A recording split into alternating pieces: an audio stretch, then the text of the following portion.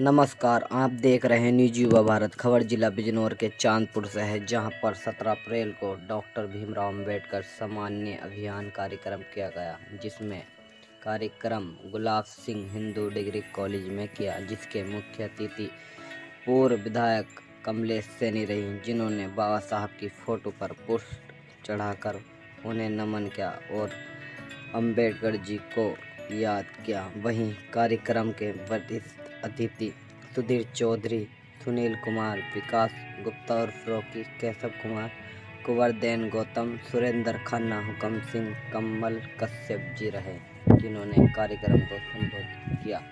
वहीं भाजपा नगर कमेटी नगर अध्यक्ष मोहित अग्रवाल, मीनू राजपूत, नवनीत राणा, राकेश सैनी, कमल कुमार आदियों ने हिस्सा लिया। कार्यक्रम बड़ी धूमधाम से मनाया गया और बाबा साहब के नारे लगाए। वहीं ये कार्यक्रम भारतीय जनता पार्टी के कार्यकर्ताओं द्वारा हुआ, जो कि बड़ी धूमधाम से मनाया गया। वहीं कमलेश सैनी ने सभी का स्वागत किया। देखते रहिए न्यूज युवा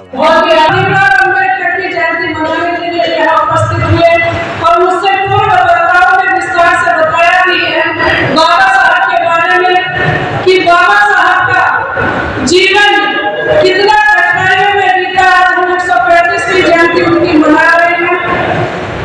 कैसी परिस्थिति रही थी उस समय, छुआछूत की भावना, ऊंच नीच की भावना बहुत चरम सीमा पर थी।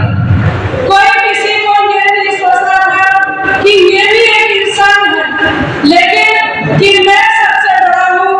ये भाई आपस में भी पास रहते थे, फिर भी बहुत ही भावना से देखा जाता था। लेकिन ये बाबा साहब की देन है कि जिन्होंने शोषित, वंचित और पिछड़ों की वकालत करके आज हम सब यहाँ बैठे हैं। सामाजिक समरसता का भाव जो आज हमारे अंदर हुआ है, ये बाबा साहब की देन है। और अभी हम पहले हमें डॉक्टर भीमराव शिक्षा श्रेणी का दूध है और जो इसे पिएगा लड़ेगा। और इसी रूप में आप कुछ देखते हो, जो शिक्षित है वो धारणा है, चाहे वो विभिन्न क्षेत्रों में बैठा हो, और उनकी प्रेरणा से सारे समाज उनकी प्रेरणा से आगे बढ़े। आपके देखने वाले भारत रत्न डॉक्टर भीमराव जी को आज नमन करते हैं।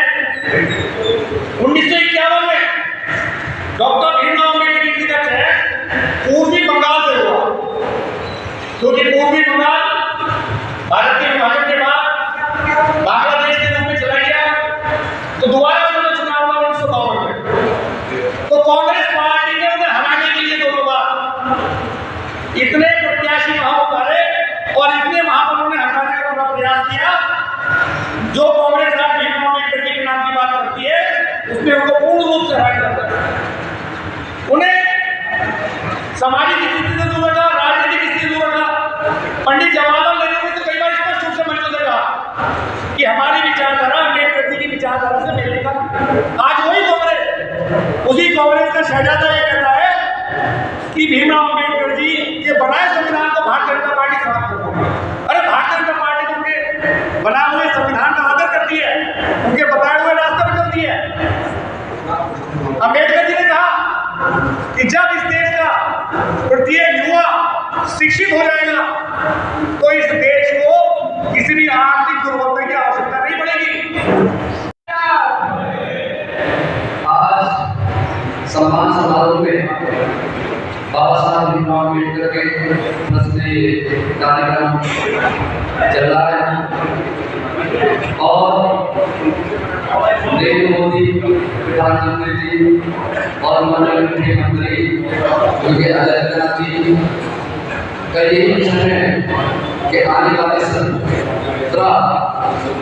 27 में हमने एक होकर के, जैसे अभी 14 अप्रैल को बाबा साहब भीमराव अम्बेडकर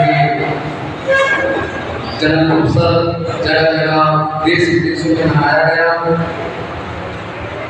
तो